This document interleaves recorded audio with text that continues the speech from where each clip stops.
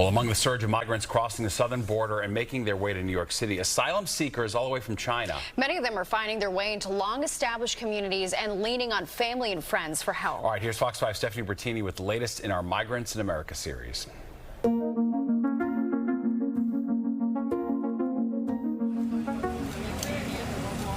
At just 23 years old, she decided to take on a dangerous journey across the U.S.-Mexico border. A video and a few photos captured on her iPhone during the process are the reminders now of the life she left behind. Tell us about the journey. I have gone through a lot of difficulties to come to America. I interviewed Ms. Chen through a translator at her immigration attorney's office. No, I won't. The question is, do I file? Edward Kucha has been based in Manhattan's Chinatown for decades. He says he's managing an increase in immigration cases related to people from China. What do you make of the surge? What kind of context can you give us? It's tough. It's really hard to put in context because China's huge. It's the middle class, I think, that are being squeezed now in a way that they weren't before, economically, religiously. When I asked Ms. Chen why she left China, she said, My family doesn't agree me to be a Christian, and also the country is not allow us to be a Christian. According to the United States Commission on International Religious Freedom conditions in China continue to deteriorate. According to the Pew Research Center last year, China's constitution says ordinary citizens enjoy freedom of religious beliefs, but authorities closely police religious activity. The Migration Policy Institute is tracking a surge of Chinese migrants. Julia Gilad is Associate Director of the U.S. Immigration Policy Program at the Institute. Some of the push factors in China, people were pretty frustrated with how restrictive the COVID lockdowns were. The economy there has had some challenges in the wake of COVID with high unemployment.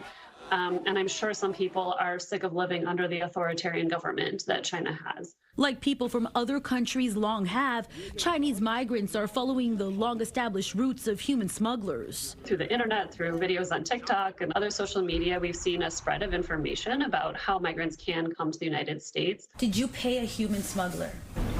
She says it cost around 50,000 American dollars to get here. Where did you get $50,000? It's all from my church brothers and sisters. They all support me to come. U.S. Customs and Border Protection data shows the sharp increase in CBP encounters with people from China at the southern border. In the 2021 fiscal year, the number was 450. By 2022, 2,176. In 2023, 24,314. And this fiscal year so far, as of March, 24,376. Ms. Chen says the journey out of China started with a plane ride to Thailand and then to Turkey. She says from there, Mexico. Tijuana, Mexico. Across the border, U.S. soil. She says she walked into the U.S. state of California.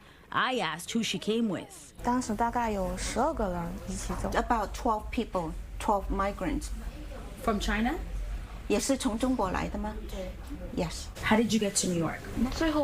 My snakehead bought a ticket. A snakehead is a term used for a human smuggler. In our Migrants in America series, Where are you guys from?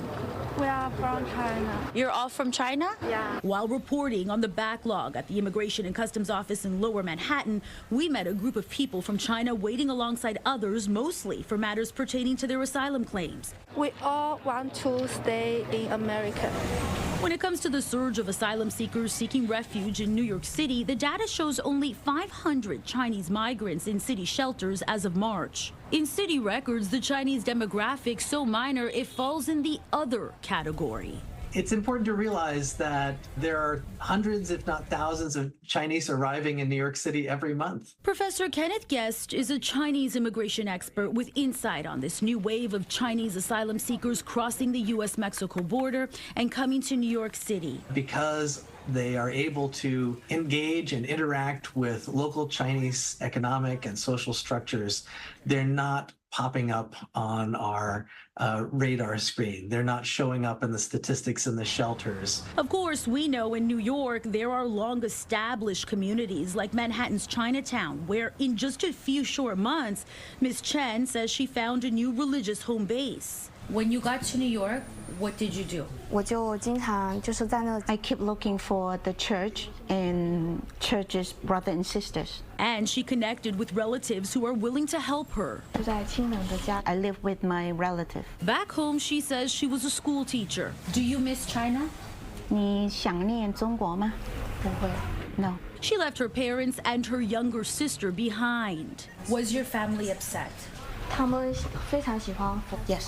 My family liked Buddhist. Like other migrants from China are reporting, she says freedom is worth the journey. Do you believe that the Chinese government is oppressive? 那你感觉到中国或者是你的国家会不会给你压力？会。 Yes. Here at this immigration office in Manhattan's Chinatown, Ms. Chen's religious asylum case file is one of many. How did she come to the lawyer's office? How did she find the lawyer? 我姐姐说这边的 My sister told me that this law firm is very famous. Her attorney says it will likely take years to move through the overburdened immigration court system. Stephanie Bertini, Fox 5 News.